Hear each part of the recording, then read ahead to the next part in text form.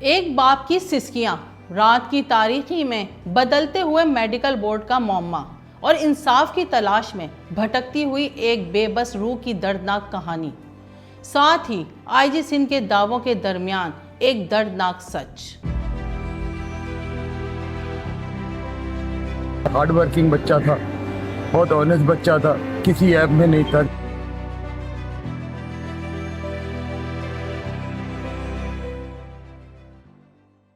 کراچی کی سنسان سڑکوں پر رات کا سکوت تھا، لیکن نوجوان تاجر میر رضا علی کے گھر میں ایک قیامت خیز اندھیرا چھایا ہوا تھا۔ وہ گھر جو کل تک ایک جوان بیٹے کی کہکہوں سے روشن تھا، اب ایک ماتم میں بدل چکا تھا۔ 8 دن گزر چکے تھے، مگر اس بوڑھے باپ کے زخموں پر مرہم رکھنے کے بجائے پولیس اور نظام کی بے حسی نے جلتی پر تیل چھڑک دیا تھا۔ میر رضا علی کے والد، جن کی آنکھیں اپنے لختے جگر کی لاش کے ارد گرد گھومنے والے پراسرار سائے دیکھ کر پتھرا چکی تھی، آج ایک چٹان کی طرح کھڑے تھے۔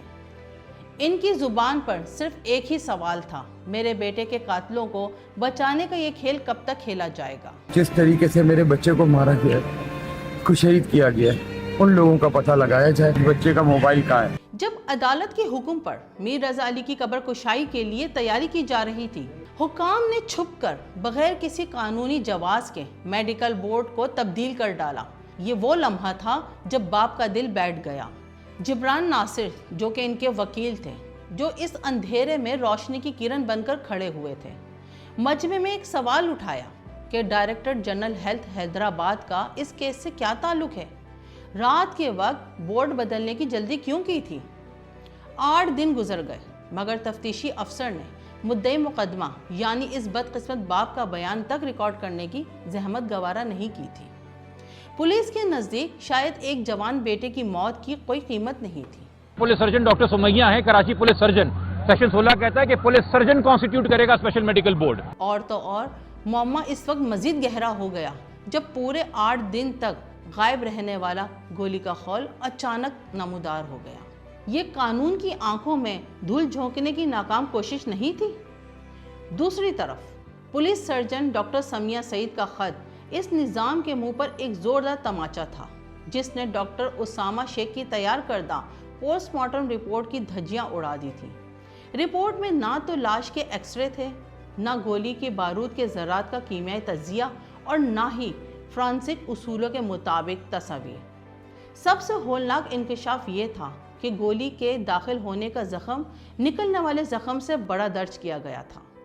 ایک ایسا طبی معمہ جو خود چیخ چیخ کر کہہ رہا تھا کہ انصاف کا خون ہو چکا ہے۔ جب میر رضا علی کی وہ تصاویر سامنے آئیں جن میں اس کی شرٹ پر گولی کا نشان اور پسلیوں پر تشدد کے گہرے اور ہولناک آثار نمایاں تھے، تو ماں باپ کا کلیجہ منہ کو آ گیا۔ وہ تصاویر دیکھ کر ماں باپ کی چیخیں آسمان کو چیر رہی تھیں کہ یہ خودکشی یا حادثہ نہیں، ایک وحشیانہ قتل ہے۔ ہمیں تفتیش پر ذرا بھی اعتماد نہیں، لگتا ہے کہ پولیس کسی طاقتور کو بچا رہی ہے۔ باپ کی یہ سسکتی ہوئی آواز آج بھی فضا میں گونج رہی ہے۔ والدین کا شکوہ تھا کہ نہ تو پولیس نے ان سے کوئی بیان لیا اور نہ ہی انہیں اصل پوسٹ مارٹم رپورٹ دی گئی، اور جو تصاویر دکھائی گئی ہیں وہ بھی لاش کی اصل حالت سے میل نہیں کھاتی تھی۔ ایک طرف جہاں مظلوم خاندان انصاف کے لیے در بدر کی ٹھوکریں کھا رہا تھا اور پولیس کی جانبداری کے خلاف سراپا احتجاج تھا، وہیں دوسری طرف آئی جی سندھ کا بیان بھی سامنے آ چکا ہے۔ آئی جی سندھ نے اس ہلا دینے والے معاملے کا نوٹس لیتے ہوئے دعویٰ کیا تھا کہ پولیس اس کیس کو شفاف انداز میں آگے بڑھا رہی ہے اور تمام قانونی تقاضے پورے کیے جائیں گے۔ انہوں نے یقین دلایا تھا کہ کسی کو بھی قانون ہاتھ میں لینے کی اجازت نہیں دی جائے گی اور میر رضا علی کے لواحقین کو انصاف فراہم کیا جائے گا۔ مگر سوال یہ پیدا ہوتا ہے کہ جب اعلیٰ حکام کی جانب سے شفافیت کے دعوے کیے جا رہے ہیں تو زمینی حقائق اس کے برعکس کیوں ہیں؟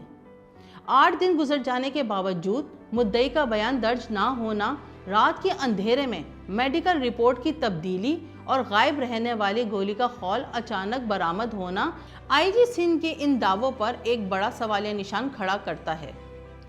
آج جب مجسٹریٹ خود موقع پر پہنچ رہے ہیں، بوڑھا باپ اور غم سے نڈھال والدین صرف ایک ہی بات دہراتے ہیں، ہمیں ہمارے بیٹے کا انصاف چاہیے، ورنہ ہماری احتجاجی تحریک اس وقت تک جاری رہے گی جب تک قاتل تختہ دار پر نہیں لٹک جائے۔